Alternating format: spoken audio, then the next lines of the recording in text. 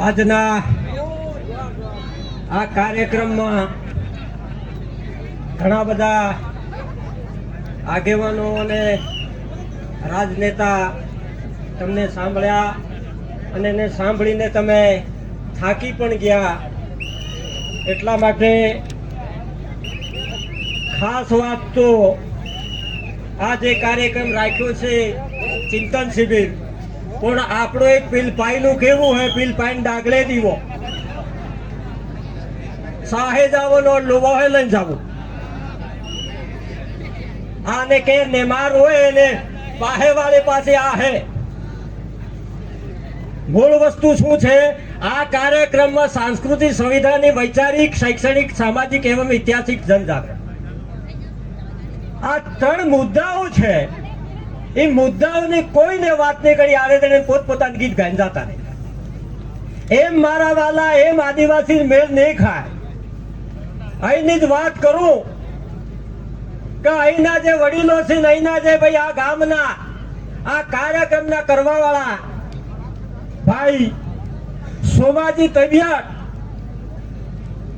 અને આ કાર્યક્રમના બીજા ભાઈ રાજુભાઈ કટારા વાઘપુરના અને અમારા કુડળ ગામના નરસિંહભાઈ બરંડા,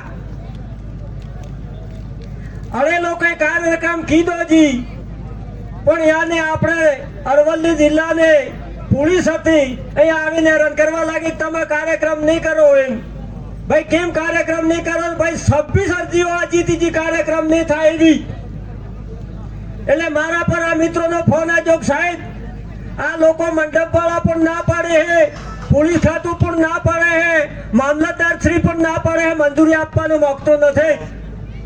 ઘણા મિત્રો એમ કહેતા હતા કે આપણે ભાઈ રૂઢિગત ગ્રામ સભા છે, એસી ભારત સરકાર છે એટલે આપણે કઈ જરૂર નથી. પણ તેમ છતાં ભાઈ આ દેશ બંધારણથી ચાલે છે, વહીવટી પ્રશાસનથી ચાલે છે, એટલે એમની પ્રક્રિયા તો એ કરી. ત્યારે મારા પર ફોન આવ્યો કે સાહેબ આ નથી, એટલે કદાચ અહીંયા ઉપસ્થિત હશે કે ન હોય, પણ શામળાજીના પોલીસ સ્ટેશનના ડેન્ડોર સાહેબ પીઆઈ અને બારા સાહેબ ભાઈ એ પીએસઆઈ છે, અને આઈબીના પીએસઆઈ ભાઈ તબિયત સાહેબ કરીને છે, અને ડાબી સાહેબ કરીને મામલતદાર છે. એમને મારે વાત કરવી પડી અને મારી ભાષામાં મેં વાત બંધારણીય રીતે કરી અને એમને કાલ 5 વાગે આ બધું એમને આલ્યું અને એના જ્યાં વાજા ગાજા હે મારા વાલા. હું નથી કોઈ ધારાસભ્ય કે નથી સંસદ કે નથી કોઈ તમારો આગેવાન કે નથી સરપંચ, કઈ નહીં મારા વાલા, પણ 15 વર્ષની ઉંમરથી આ સમાજ માટે ગોગડા કરું. 62 વર્ષ તો ઉંમર થાજુ ભાઈ, ક્લાસ 1 ઓફિસર થઈને આવી ગયો પાછું. તેમ છતાં ગોગડા જ કરું હું. મારા જેવા ઘણા ગોગડા કરે પણ કોઈ કેને હોબળતો નહીં. પણ જ્યાં સુધી પારકા પટ્ટા તમે રાખો, દાખલા તરીકે પહેલા હતા આપણા બાપ દાદા હતા તો નાનું છોડું તો દોરો ના બધતું, કદોરે બધતું અડીટી નું ફેરું, પછી આજુ હાથમાં આજુ તને ના બધતું, અને પછી આજુ ગળામાં, અને એવા ટોટચે આજુ કઈક જણે ટોટચે દોરા બોધેલા હે, કાળા ને પીળા લીલા. અને વાતે કરો આદિવાસી થવું અને આદિવાસી અધિકારની રક્ષણની સંસ્કૃતિની વાત કરો. આ શું છે તમારામાં? આદિવાસી ના બોધે, આદિવાસી બોધ આવે. તમે આજી બોધીને બેઠા હોતી ગુલામ છો માનસિક રીતે. તમારે માનસિક રીતે ગુલામ રહેવું છે, એમાં મહારાજ એવો કોઈ એમ કે તમને આઝાદ કરી નહીં શકે. અને એક ખાસિયત આપણા આદિવાસીમાં હોય કે આપણામાં નેતો બળી ગયો, નેતો બળી ગયો તો વણા પોગે લાગવું, પાછું વણા હાથે ફોટા પડવા અને લાઈવ રહેવું. હા હા ફલાણા એમએલએ આવી ગયા, સંસદ સભ્ય આવી ગયા, છેતરભાઈ આવ્યા, ફલાણા આવ્યા, ઢેકડાભાઈ આવ્યા.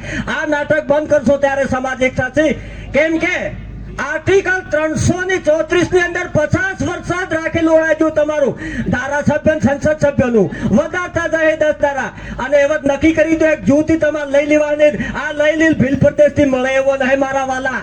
એના માટે કોશિશ કરો તમે. હેતા ગોગડા કરો, હા અમે એમ કરતીશું, તીર માર્કા મારી દઉં. પણ ભારતના સંવિધાનમાં આર્ટિકલ 334 માં આજી ધારાસભ્યનું સંસદ સભ્યની જે મુદત આપેલી એ મુદત પૂરી થતી ગઈ છે, પૂરી થતી ગઈ છે. અને તમે જનજાગરણ કરો એટલે આદિવાસી જાગી ગઈ, એટલે ઠેકાણું પાડવા પણ દિલ્હી શરૂ થઈ ગઈ, જૂતી જાહે તમા. પણ જ્યાં સુધી સમાજ જાગૃત હશે ત્યારે અમારા વાલા કરવું પડે. હું 8 ભાષા જાણવું પણ આપણે વાળીમાં જ મારે બોલવું પડે.